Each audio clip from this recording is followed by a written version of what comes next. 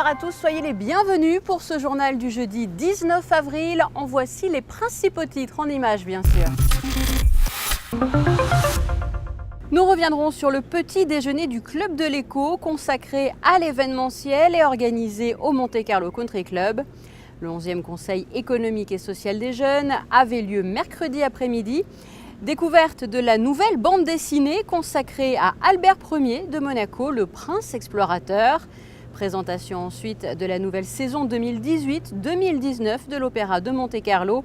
Et notre Focus Info est consacré ce jeudi aux 250 ans de Bosio, le sculpteur vu par les étudiants.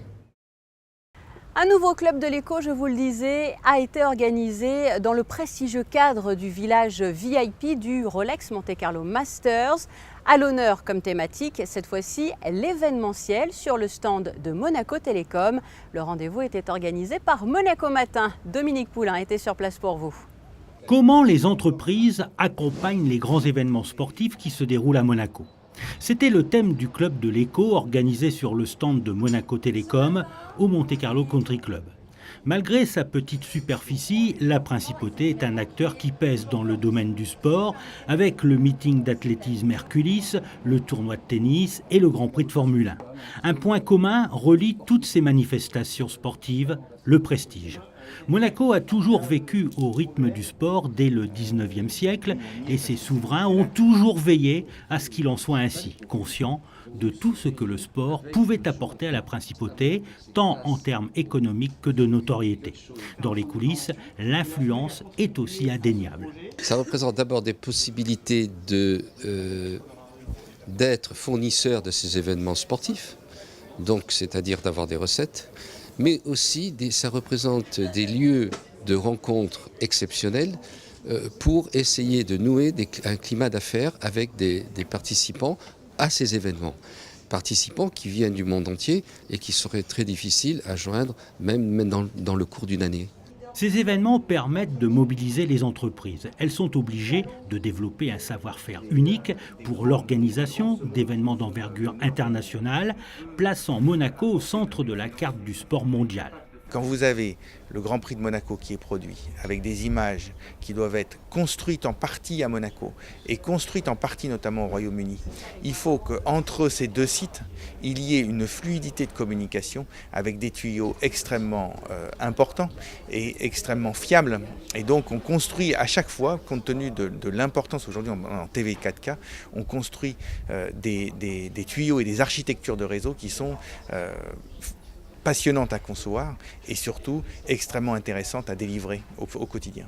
Mais le Grand Prix de Monaco ou le Rolex Monte Carlo Masters ne sont pas les seuls événements à faire rayonner la principauté. Le festival du cirque, le festival de la télé, le yacht show ou encore le Sportel contribuent au prestige et à la splendeur de Monaco.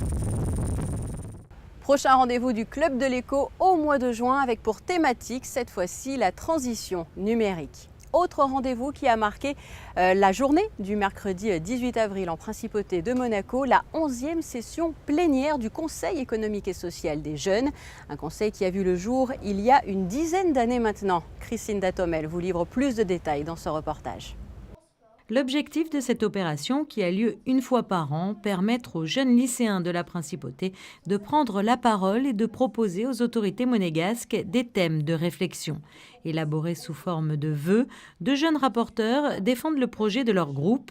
Des sujets qui sont vraiment pris au sérieux, le Conseil économique et social transmettant à l'issue de cette cérémonie les vœux au gouvernement qui s'efforce, quand ils sont réalisables, de leur donner vie.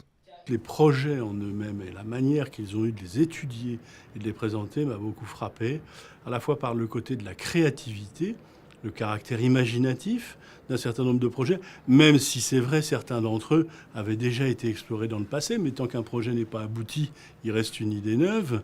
Et puis de l'autre côté, en même temps, même pour être imaginatif et créatif, on n'était pas dans le domaine de l'utopie pure, mais il y avait derrière des études extrêmement réalistes, pragmatiques, qui prenaient en compte l'environnement, qui prenaient en compte la faisabilité des projets, tout ce qui peut susciter l'admiration. Ça permet de leur montrer que en fait, c'est eux l'avenir et qu'on est ouvert. C'est la 11e édition que nous faisons et ils s'investissent beaucoup.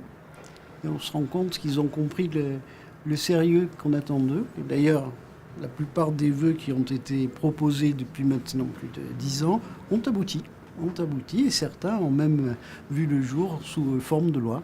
Associer les jeunes aux enjeux importants de leur avenir en les familiarisant aux questions économiques et sociales afin d'apporter des idées nouvelles sur des problématiques existantes, une initiative encouragée par les chefs d'établissement.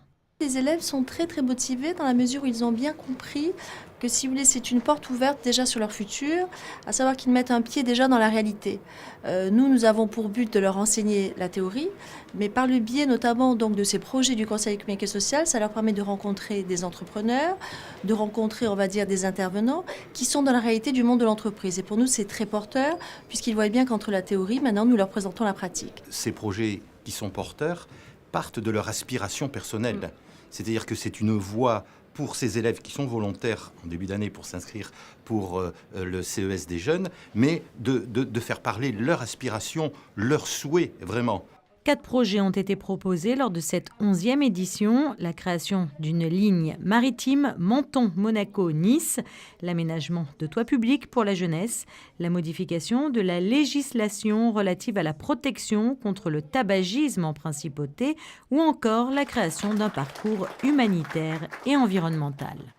Vous venez de l'entendre dans ce reportage, plusieurs projets ont été défendus, mais un projet en particulier a retenu l'attention. Notre projet, c'est le parcours humanitaire et environnemental. Donc, il s'adresse aux jeunes à partir de 16 ans en première. Le but, c'est de créer un lien, une relation entre les associations et les jeunes qui veulent s'investir pour les personnes en difficulté ou l'environnement. Et ce parcours permettrait en fait de faciliter l'intégration des jeunes dans les associations et aiderait les associations à avoir des bénévoles. À compléter. Parce que les associations sont en manque de bénévoles, c'est ce qu'on avait remarqué aussi. Et les jeunes cherchent à aider les associations. Donc c'était vraiment pour les mettre les deux en relation. Parce que comme on vient de l'expliquer, il y a peu d'institutions qui permettent aux jeunes de s'investir.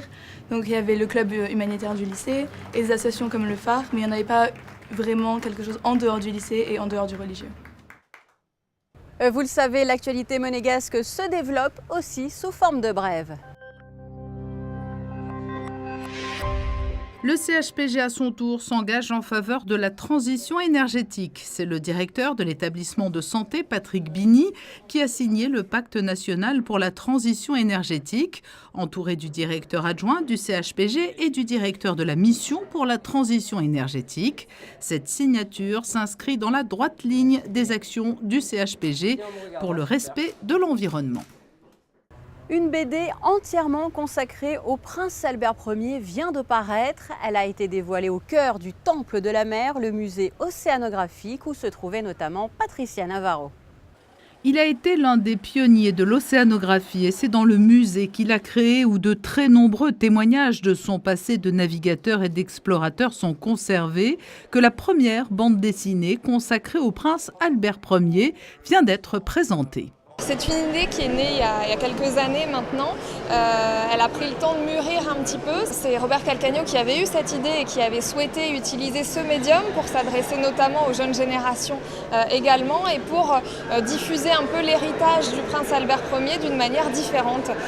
C'est la première fois qu'on fait une bande dessinée au musée océanographique, donc en termes de méthodologie, on a dû apprendre beaucoup. On a souhaité s'entourer des meilleurs, c'est pour ça qu'on a fait appel à Glénat qui est leader sur ce secteur. La bande dessinée Prince Albert Ier de Monaco, le prince explorateur, est parue aux éditions Glénat. C'est le deuxième ouvrage qui est réalisé conjointement avec cette maison d'édition. Nous avons commencé notre collaboration avec un livre sur les tortues marines et j'espère qu'il y aura beaucoup d'autres projets également dans ce programme éditorial commun. La bande dessinée, c'est la spécialité de Glénat et nous avons une collection qui s'appelle Explora, qui raconte la vie des grands explorateurs. Il a été tout à fait justifié que le prince Albert Ier rejoigne les grands explorateurs qui sont dans cette collection, comme Alexandra David-Nil ou Fawcett ou Magellan et tous les autres. L'album qui est extrait de la collection Explora est composé de 54 pages avec une documentation historique également qui a été élaborée avec le concours des archives du Palais Princier. Les illustrations et les textes sont signés Sandro et Philippe Thiraud. Il y a tout juste 24 heures, Jean-Louis Grinda, directeur de l'Opéra de Monte-Carlo, dévoilait le programme de la prochaine saison 2018-2019. Et oui, déjà, José Sacré était à la salle Garnier pour vous.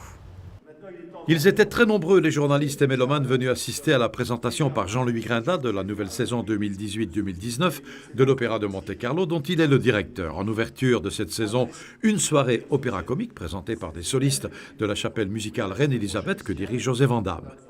Le premier grand spectacle de la saison sera Samson et Dalila de Saint-Saëns, donné dans le cadre de la fête nationale monégasque. C'est un opéra qui nécessite des moyens très importants en décor, en costume, en chœur, en ballet. C'est un opéra complet. Je crois que cet opéra fera honneur avec cette distribution magnifique, notamment avec la Dalila de Anita Rashvili-Shvili et la participation pour la première fois avec nous du maestro Yamada à la tête de ce spectacle. Donc je crois qu'on aura tous les ingrédients pour faire une grande belle production de début d'année. Le ballet de l'Opéra de Shanghai, qui participe à l'opéra Samson et Dalila, présentera le 7 novembre un florilège des plus grands moments de son répertoire. Et puis viendra le premier des 3 opéras de Verdi à l'affiche de l'Opéra de Monte-Carlo l'année prochaine. Luisa Miller au mois de décembre en version de concert avec Roberto Alagna, Alexandra Kurczak et un jeune baryton polonais qui s'appelle Artur Gruzinski qui est absolument merveilleux. Et puis ensuite les 2 derniers ouvrages de la vie de Verdi, à savoir Otello et Falstaff, parce que je souhaitais mettre en miroir un grand drame Otello et une grande comédie Falstaff, pour voir véritablement l'aboutissement du génie de cet homme incroyable qui était Giuseppe Verdi, poussé par le génie non moins intransigeant de Arrigo Boito. Mozart sera aussi à l'affiche avec L'Enlèvement au sérail. Sonia Yoncheva, qui fit des débuts éclatants dans la Traviata à la salle Garnier, reviendra à Monaco pour un récital d'air, d'opéra et de mélodie. Autre étoile mondiale de l'opéra, Cecilia Bartoli et les musiciens du Prince seront de retour en principauté à la salle Garnier du 22 au 28 février avec Ariodante de Handel. Là, vous verrez une Bartoli inhabituelle, mais génialissime, avec une distribution autour d'elle formidable. Je crois que ça sera une grande chance pour l'Opéra de Monte-Carlo et pour ceux qui pourront y assister que de pouvoir voir une production du Festival de Salzbourg qui d'habitude n'exporte ses ouvrages, ses productions propres que 3 ou 4 ans après leur création. Là, nous l'avons immédiatement après, c'est beaucoup de chance. Cette présentation de la saison 2018-2019 de l'Opéra de Monte-Carlo a été illustrée musicalement de la plus belle manière par l'excellent chœur de l'opéra que dirige le maestro Stefano Visconti.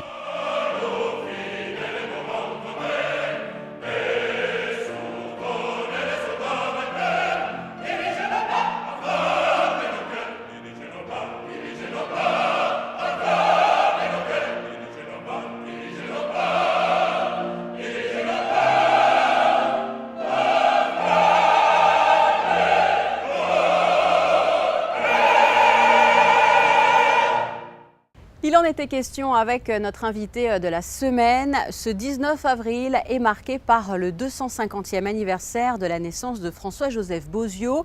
Image à suivre dès vendredi 19h sur Monaco Info. Mais en attendant, nous vous proposons de voir ce Focus Info consacré justement aux différents travaux et études menés par des étudiants et des scolaires en principauté autour du sculpteur monégasque.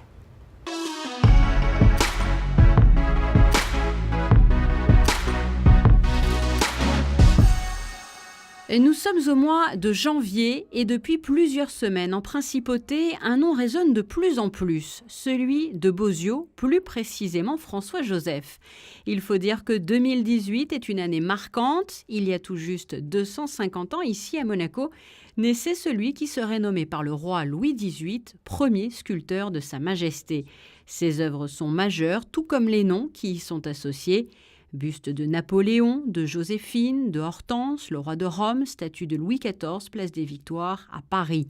En principauté, les lauréats du Festival international de télévision se voient remettre une reproduction de la nymphe. Le Palais Princier et le NMNM ont conservé plusieurs des œuvres du sculpteur monégasque et non loin de la placette ornée de son buste à Monacoville. Le pavillon Bozio a vu le jour. L'École supérieure d'art plastique organise justement cette année différents workshops pour permettre à ses étudiants d'en savoir davantage, comme ici avec ce maître de conférence de la prestigieuse Sorbonne. Je suis venu pour leur donner des éléments, des repères historiques, artistiques sur l'œuvre du sculpteur Bosio, et parce que nous proposons un travail avec les étudiants autour de l'œuvre pour les 250 ans de l'artiste. Et nous avons proposé un workshop, nous proposons aux étudiants une sorte d'interprétation de son œuvre à partir du regard des étudiants, d'un étudiant qui a aujourd'hui 22 ans. Quel regard il a sur une œuvre néoclassique qui a plus de 2 siècles. Le détourage.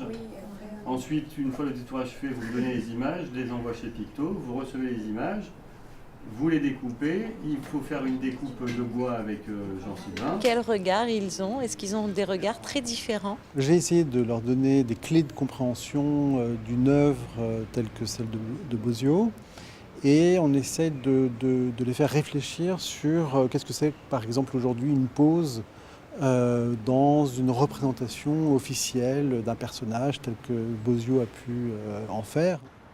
Changement de lieu, mais nous restons avec les équipes de l'ESSAP qui ont rejoint pendant plusieurs jours au mois de février le théâtre Princesse Grace afin de poursuivre un objectif bien précis lors d'un atelier de création. On va faire un test, c'est-à-dire que cette lumière-là, qui est sur le nid d'abeille, vous lui mettez la petite boîte à lumière et on va essayer de balancer un petit peu au premier plan.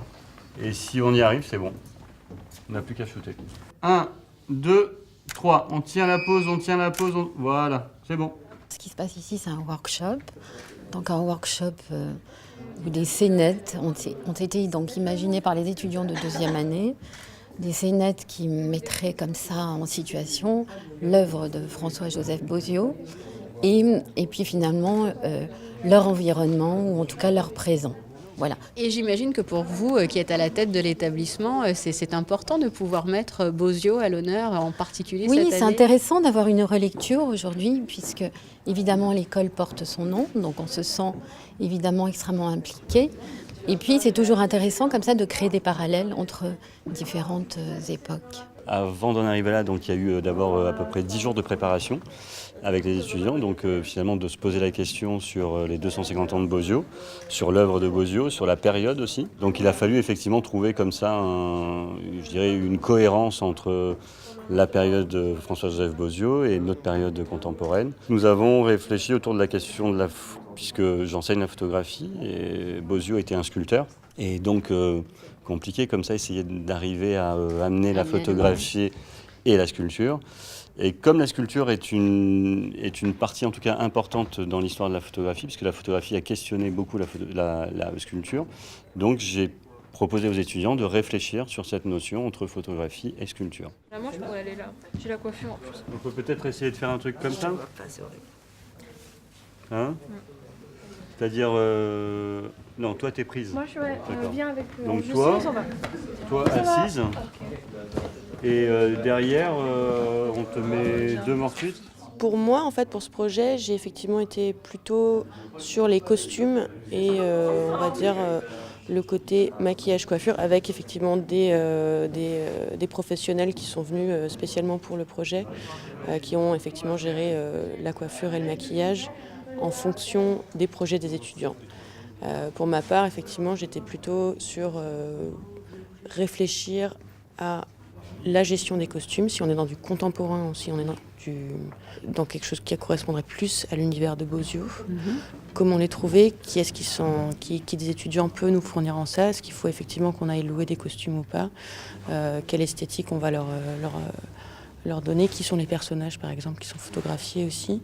Et là pour le coup, j'ai aussi géré tout ce qui était finalement habillage des étudiants, des modèles en tout cas. Nous recevons aujourd'hui ici au Théâtre Princesse Grace l'École supérieure d'art plastique et justement dans la commémoration de l'anniversaire de la naissance de François-Joseph Bosio. Donc c'est vraiment très important de pouvoir illustrer cette commémoration d'un sculpteur du XVIIIe siècle par de jeunes artistes qui occupent, étudient au pavillon Bosio. Donc c'est une belle illustration et j'en suis ravie de pouvoir ainsi continuer à écrire l'histoire artistique à Monaco. Ils sont plus jeunes mais partagent un point commun avec les étudiants de l'ESSAP. Ces collégiens travaillent aussi sur François-Joseph Bozio. En classe de 4e, ils participent à ces ateliers dans le cadre de l'EPI, enseignement pratique interdisciplinaire. Plusieurs professeurs sont en charge de ce projet. Qu'est-ce qui se passe en France? Pourquoi ils demandent à cette époque-là? Est-ce que c'est là? Non, réfléchis, on l'a vu en classe. 1792, c'est quoi? Le début de la République. La moitié de la classe est actuellement dans une salle d'informatique pour construire leur PowerPoint sur le sculpteur Bozio, qui est mis à l'honneur cette année. Donc une fois par semaine, les élèves construisent au fur et à mesure ce PowerPoint où ils vont manipuler différents logiciels. Donc là, c'est les outils informatiques qui sont mis à l'honneur.